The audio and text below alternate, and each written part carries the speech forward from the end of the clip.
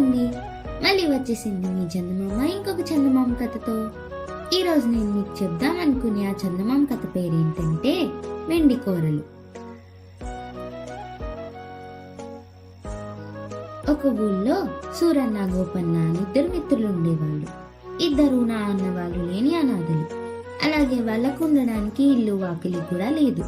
వాళ్ళు పగలల్లా ఊళ్ళో కూలీ నాలి చేసుకుని వచ్చిన డబ్బుతో బియ్యం, పప్పు, ఉప్పు కొనుక్కొని సాయంకాలానికి ఊరి బయట ఉన్న పెద్ద మర్రి చెట్టు కిందకి చేరేవాళ్ళు. ఆ మర్రి చెట్టు బోధలో ఒక పెద్ద తొర్ర ఉండేది. అందులోనే వాళ్ళు వంట పాత్రలు, బట్టలు అవి దాచుకునేవాళ్ళు. చెట్టు కిందే 3 రాళ్లు పేర్చి వంట ముగించి దాపులనున్న మడుగులో స్నానం చేసి రాత్రికి వండుకున్నది వేడిగా తిని ఉదయానికి కొంత మిగిల్చుకునేవాళ్ళు. తర్వాత తుండు గుడ్డలు పరుచుకొని చీకు చింత లేకుండా నిద్రపోయేవాళ్ళు. ఈ విధంగా వాళ్ళ ఇల్లు ఆకిలి అంతా మర్రి చెట్టే అయింది. సూరన్న గోపన్నలకు కొండంత ఆశ ఒకటి ఉండేది. అదేంటంటే ఏనాటికైనా చెట్టు ప్రాంతాల ఒక గుడిసె వేసుకొని పెళ్లిళ్లు చేసుకొని స్థిరపడిపోవాలని. అందుకోసం వాళ్ళు కొంత డబ్బు కూడబెట్టి దాచుకోవడం ప్రారంభించారు. ఒకరోజు సాయంత్రం మిత్రులిద్దరు కూలి పనులు ముగియగానే బియ్యం అవి కొనుక్కొని చెట్టు దగ్గరికి పోయి వంట పని ప్రారంభించబోతున్నంతలో చెట్టు తొర్రలో నుంచి 2 పొడవైన చేతులు వంట పాత్రలు వాళ్లకు అందించాయి. ఇది చూసి సూరన్న గోపన్న ఆశ్చర్యపోతున్నంతలో చేటంత ముఖం ఉన్న భూతం ఒకటి తొర్రలో నుంచి తొంగి చూసి, "మీరు లేనప్పుడు మీ తొర్రలో చేరినందుకు ఏమీ అనుకోకండి మిత్రులారా" అన్నది. ఆ మాటలతో వాళ్ళు ధైర్యం తెచ్చుకొని, "ఎన్ని గుండెలు నీకు? మేం లేనప్పుడు మా చెట్టు తొర్రలో చొరబడమే కాక ఇంత వాళ్ళమైన మమ్మల్ని మిత్రులారా అంటూ వరుసొకటి కలుపుతావా? బయటికి రా, నీ అంతు తేల్చేస్తాం" అన్నాడు.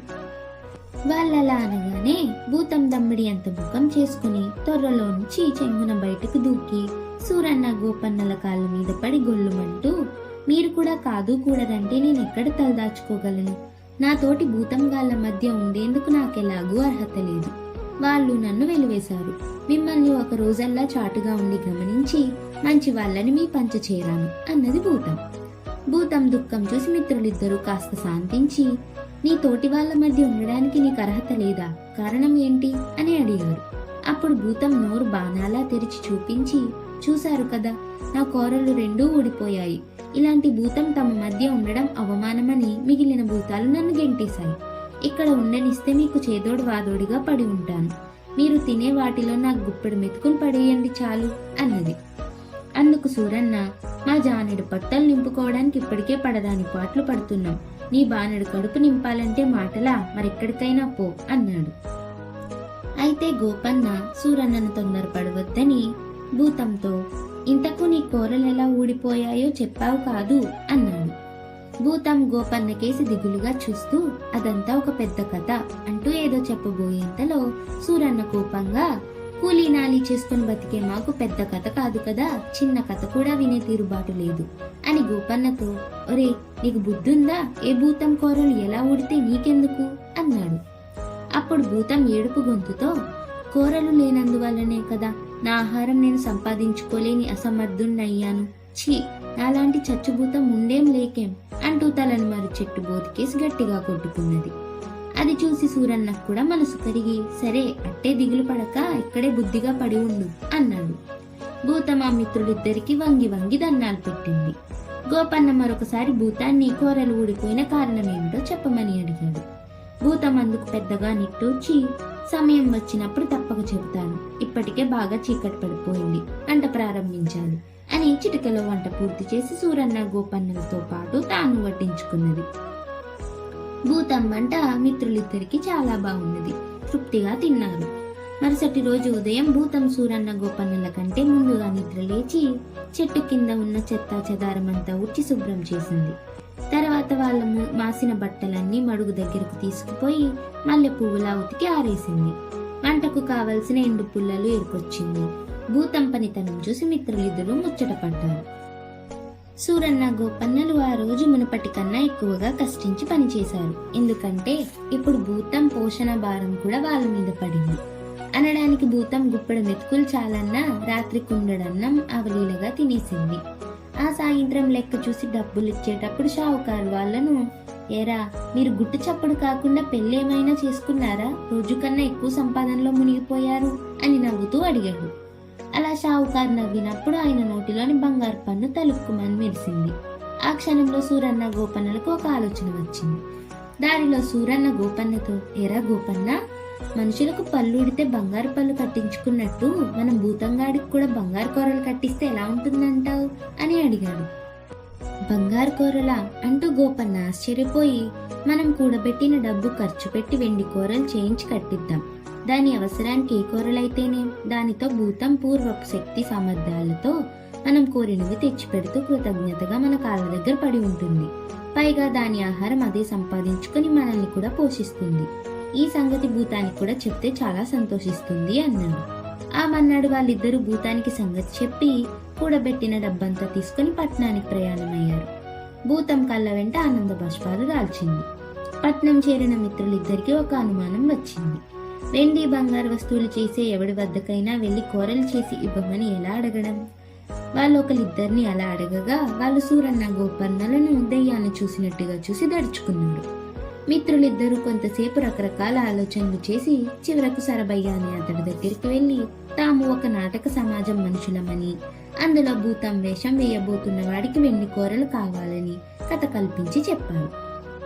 సరబయ్య సరేనని వాళ్ళ దగ్గర డబ్బు తీసుకొని వారం రోజుల్లో రమ్మన్నాడు. వాళ్ళు వారం గడిచాక సరబయ్య దుకాణానికి వెళ్లారు. ఆ సమయంలో సరబయ్య పక్కన 7 ఏళ్ల కుర్రవాడు ఉన్నాడు. వాడు వెండి కూరలను అటు ఇటు తిప్పి చూస్తూ సరబయ్యను ఏవేవో ప్రశ్నలు అడుగుతున్నాడు. సరబయ్య గోపన్న సూరన్నలను చూస్తూనే, రండి రండి, సమయానికే వచ్చారు అని పక్కన నిలబడి ఉన్న కుర్రవాడిని వాళ్ళకు చూపుతూ, వీడు నా కొడుకు గురులింగం. ఈ వెండి కూరల గురించి యక్ష ప్రశ్నలతో నన్ను హైరానా పెట్టేస్తున్నాడు అన్నాడు. గురులింగం మిత్రులిద్దరికేసి ఆశ్చర్యంగా చూసి, మీరేనా ఈ వెండి కూరలు చేయించిన వాళ్ళు? మీరేదో భూతం నాటకం వేస్తున్నారట కదా, ఆ కథ కాస్త చెప్పండి. అసలు భూతం వెండి కూరలు ఎందుకు తగిలించుకుంటుంది మీ నాటకంలో అని అడిగాడు. సూరన్న గోపన్న కేసి ఏం చెబుదామన్నట్టు చూశాడు. గోపన్న ఒక్క క్షణం ఆలోచించి, ఆ కథ మరేం లేదు. ఒక మాంత్రికుడి దగ్గర సీసాలో ఒక భూతం ఉంటుంది. అది సోమరిపోతే కాదు, మహా పెంకిది కూడా. కొన్నాళ్ళు చూసి మాంత్రికుడు దాని కూరలు పీకి తరిమేస్తాడు. అది ఒక పేదవాడి దగ్గర చేరి తన దీనస్థితి చెప్పుకుంటుంది. వాడు జాలుపడి తను కూడబెట్టిన డబ్బుతో దానికి 2 వెండి కూరలు చేయించి ఇస్తాడు.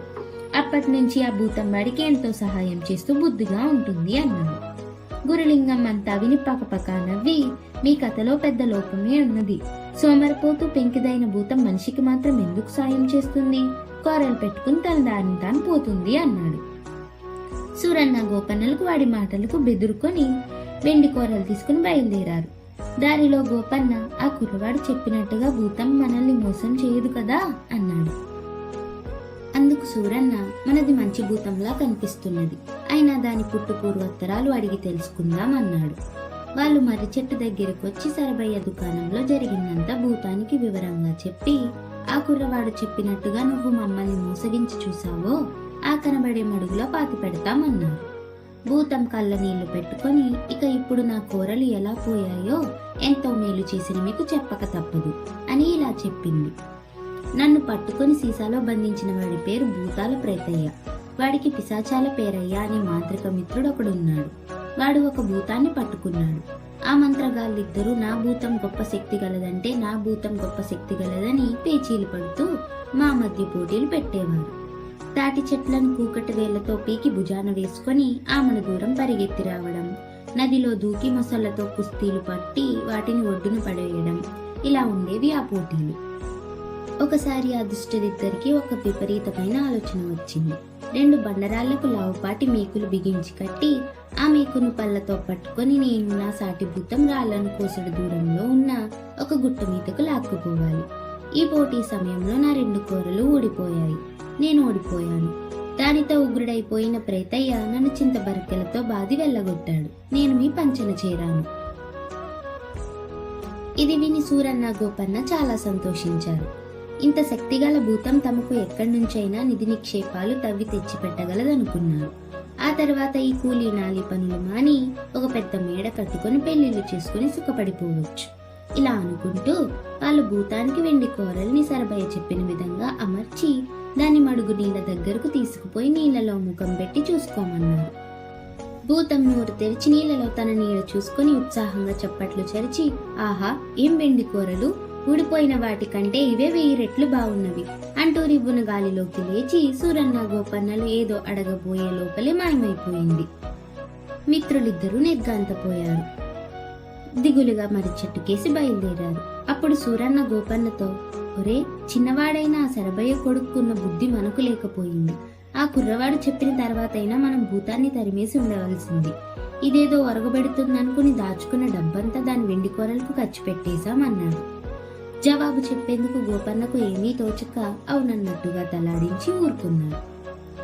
అలా కథ కంచికి మనమింటికి.